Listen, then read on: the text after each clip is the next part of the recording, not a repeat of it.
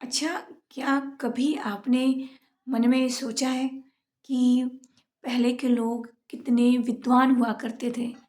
उनकी नॉलेज कितनी वास्ट हुआ करती थी, उनकी मेमोरी कितनी शार्प हुआ करती थी और उनकी इंस्टेंट जो विज़डम थी, वो कितनी अच्छी थी। हमने कहानियों में पढ़ा है कि किस तरह से हमारे पूर्वज बड़ी से बड़ी समस्याओं का समाधान चुटकियों में कर लेते थे।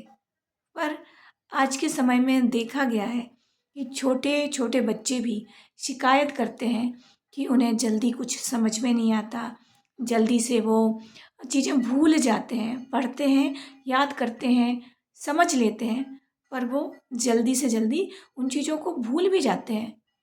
तो ऐसी क्या चीज़ हमारे जीवन में होनी चाहिए या क्या चीज़ वो मिसिंग हो गई है हमारे जीवन से, जो हमारे पूर्वज इस्तेमाल किया करते थे, जिससे कि वो इतनी ब्राइट विज़डम और इतनी इंस्टेंट विज़डम के मालिक हुआ करते थे।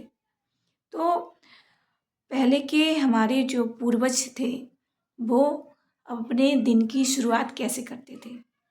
प्रतिदिन वह सूर्योदय के पहले उठ ही जाया करते थे। पहले के समय में अगर कोई 5 बजे उठता है, तो पूर्वज कहा करते थे कि तुम दोपहर में उठे हो।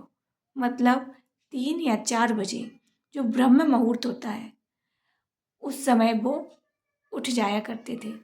3 से 6 बजे तक ब्रह्म मुहूर्त माना गया है भारतीय संस्कृति में और 6 बजे से 9 बजे तक प्रत्यूष बेला मानी गई है। प्रत्यूष बेला और ब्रह्म मुहूर्त एक काल सिद्धि, वचन सिद्धि के काल माने जाते हैं। इस समय का आप जितना ज़्यादा सदुपयोग कर लोगे, उतने ज़्यादा आप विद्वान होगे, आपका दिन शुभ और मंगल होगा। तो आज के समय में तो हम ब्रह्म मुहूर्त तो ठीक है, शायद प्रत्यूष बेला में भी नहीं उठ पाते हैं काफ़ी सारे लोग। तो हमें आदत डालनी होगी कि हम अपनी दिनचर्या को कुछ इस तरह से मेंटेन करें, कुछ इस तरह से कोशिश करें कि आजकल की बिजी और भागती लाइफ़स्टाइल में हम ब्रह्म मुहूर्त को और प्रत्यूष बेला को साध सकें।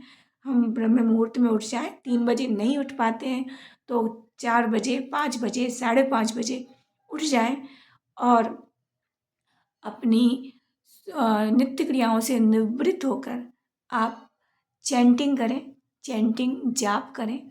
जिन भी इष्ट को आप मानते हैं, जिन भी ईश्वर में आपकी श्रद्धा है, आस्था है, उनके नाम का स्मरण करें 108 बार, 1008 बार, जितनी आपकी शक्ति है, यथाशक्ति आपको करना है, आप करिए। देखिए, आपके अंदर आत्मविश्वास आने लगेगा और साथ ही 10 मिनट मेडिटेशन करना, ध्यान करना। ये हमारा जो विशुद्धि है, ये हमारे इस चक्र पर हमारी जो सांभवी मुद्रा भी हम कभी बनाया करते हैं, इसके बीच में दोनों आँखों से हम देखते हैं, इस पे ध्यान केंद्रित करना है। इस पे अगर आप ध्यान केंद्रित करेंगे, तो आपकी मेधा बहुत अच्छी हो जाएगी, आपकी स्मरण शक्ति बहुत अच्छी हो जाएगी, आपकी ग्रास्पिंग पावर बहुत अच्छी हो जाएगी। और दूसरा, आपको प्रत्यूष बेला में थोड़ा-सा ईश्वर के निकट जाना है। प्रत्यूष बेला मतलब 6 बजे से 9 बजे का टाइम। काफ़ी सारे लोगों का ऑफ़िस होता है, स्कूल होता है, काफ़ी सारी चीज़ें होती हैं, लेकिन 15 मिनट का टाइम तो कोई भी निकाल सकता है अगर हम खुद चाहें तो, क्योंकि ये किसी और के लिए नहीं है, खुद आपके लिए है। करेंगे तो आपको फ़ायदा होगा और नहीं करेंगे तो नुकसान भी आपका ही है। तो अगर 15 मिनट आप मंदिर चले जाते हैं और या फिर आप अपने घर में ही बैठकर कोई भी पाठ कर लेते हैं, तो आप देखेंगे कि आपका पूरा दिन जो गया है, स्ट्रेस को ओवरकम करने में आप सक्षम रहे हैं।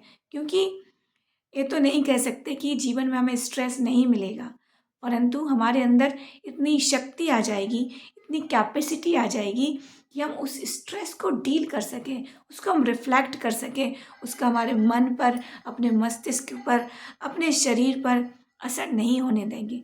क्योंकि मन और मस्तिष्क पर तनाव सबसे ज़्यादा असर डालता है। इसीलिए आपसे सबसे मैं यही कहना चाहूँगी कि हमारे जो पूर्वज जो अपने उत्तम स्वास्थ्य के लिए, अपनी उत्तम बुद्धि के लिए इन 2 कालों का सदुपयोग करते थे, आप भी इस काल का, इन दोनों कालों का सदुपयोग करिए। प्रकृति इतना लुटा रही है, अब थोड़ा-सा ले आइए और अपना आंगन भी भर लीजिए।